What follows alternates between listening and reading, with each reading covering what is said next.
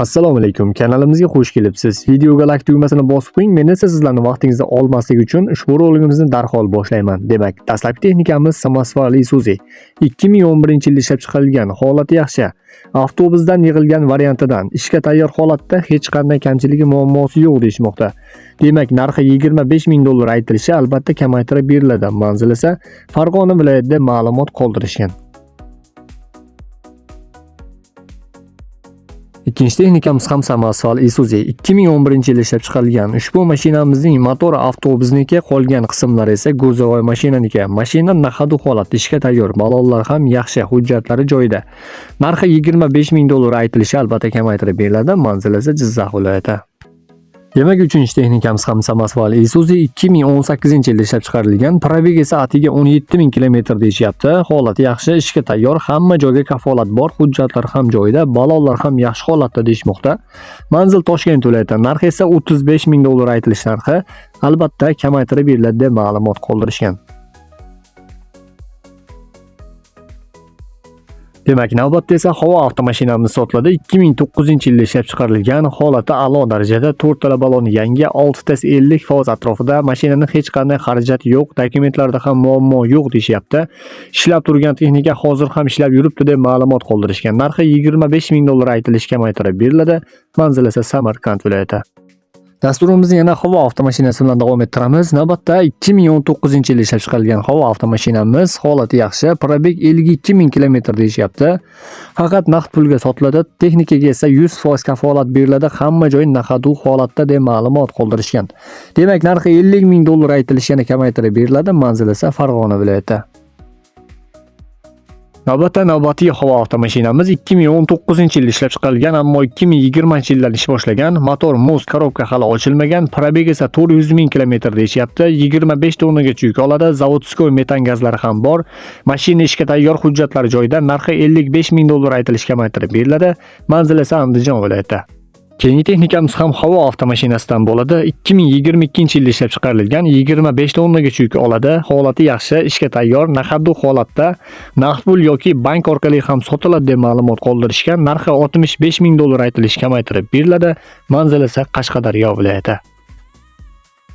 Keyingi texnikamiz ham havo avtomashinasidan bo'ladi. 2009-yilda ishlab chiqarilgan, holati yaxshi, hujjatlari joyida, balonlar ham yaxshi, rama kuzovlarda ham muammo yo'q, motor, korobka, hadovoylar ham yaxshi deyishmoqda. Narxi $32,000 aytilishi, yana kamaytirib beriladi. Manzil esa Farg'ona viloyatida ma'lumot qoldirishgan. Akalar, videoga like tugmasini bosishni albatta esdan chiqarmang. Biz esa albatta yana davom etamiz. Bizda esa navbatda Chakman avtomashinamiz sotiladi. 2012-yilda ishlab chiqarilgan, naqadu holatda, 8 ta 100 talik gaz balonlari ham bor. Mashina ishga tayyor. Narxi $28,000 aytilish, kamaytirib beriladi. Manzil esa Qashqadaryo viloyati. Albatta ushbu raqamlarga qo'ng'iroq qilsangiz yanada to'liqroq ma'lumotlarni olishingiz mumkin bo'ladi. Albatta yana bir Chakman avtomashinamiz ham albatta sotiladi. 2020-yilda ishlab chiqarilgan, holati ideal holatda deyishmoqda. Mashinaning hech qanday muammosi, kamchiligi yo'q, kafolat ham beramiz deyishmoqda. Ishga tayyor, hujjatlar ham joyida. Manzil Qashqadaryo viloyati. Narxi esa $58,000 aytilish, kamaytirib beriladi deb ma'lumot qoldirishgan. Keyingi texnikamiz esa Eurokamaz 2016-yilda ishlab chiqarilgan, holati yaxshi, hujjatlari joyida, balonlari ham deyarli yangi deyishmoqda. Texnika ishga tayyor, hech qanday muammosi yo'q. Batafsil ma'lumotlar esa telefon orqali deyishmoqda. Narxi $35,000 aytilish, kamaytirib beriladi. Manzil esa Surxondaryo viloyati.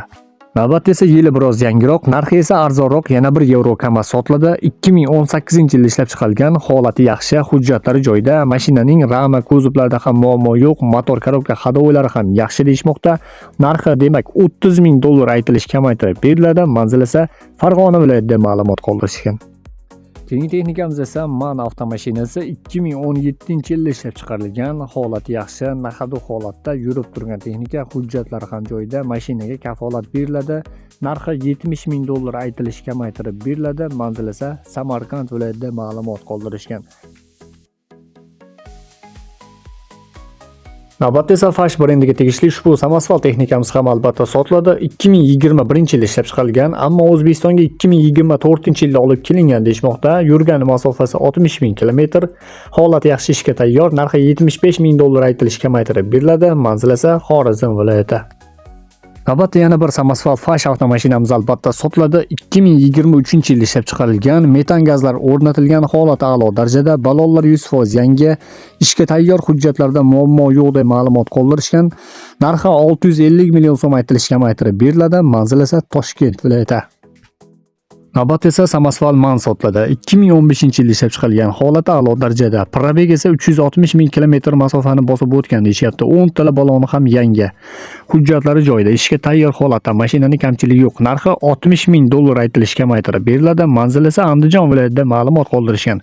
Albatta ushbu texnikalarning narxini biz emas, texnikani egalari belgilashadi. Biz esa shunchaki texnikani aytgan ma'lumotlarni o'qib beramiz xolos. Albatta fikringizni izohlar bo'limida qoldiring. Agar ushbu roligimiz sizlar uchun foydali va qiziqarli o'tgan bo'lsa, albatta qilayotgan mehnatimizni baholab ketishni, ya'ni like tugmasini bosish orqali baholab ketishni albatta unutmang. Navbatdagi dasturlarimizda ko'rishguncha esa salomat bo'ling.